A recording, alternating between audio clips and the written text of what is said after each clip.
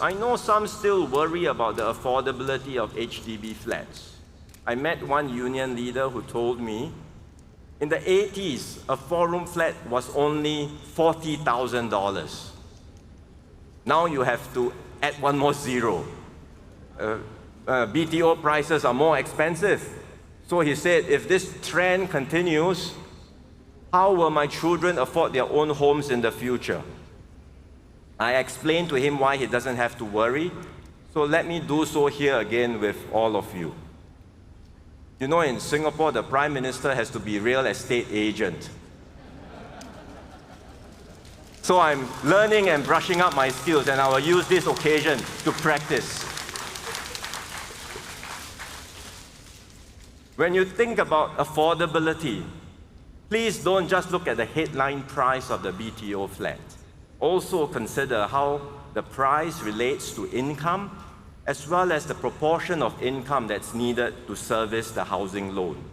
Then you have a complete picture of affordability. What does it look like?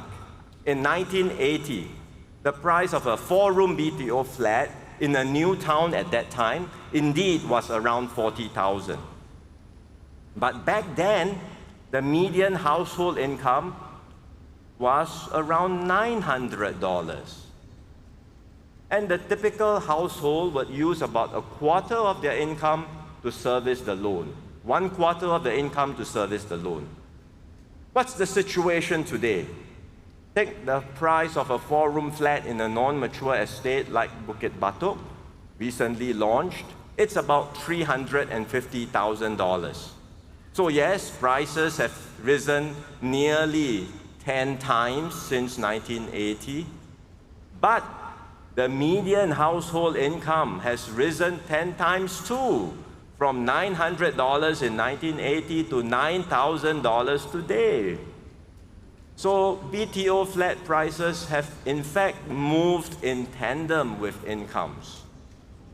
And what I've described does not even include the housing grants, because we give up to $80,000 of grants for first-timers, which make the flats more affordable for them. So if you do a proper comparison, a fair comparison, BTO flats remain affordable.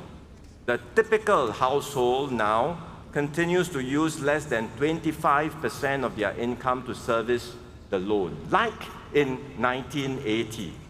And the vast majority of our first-time home buyers today service their housing loans through their CPF contributions, with very little or even no out-of-pocket cash. This is what we are doing today, and this is what we will continue to do in the future to ensure affordable public housing.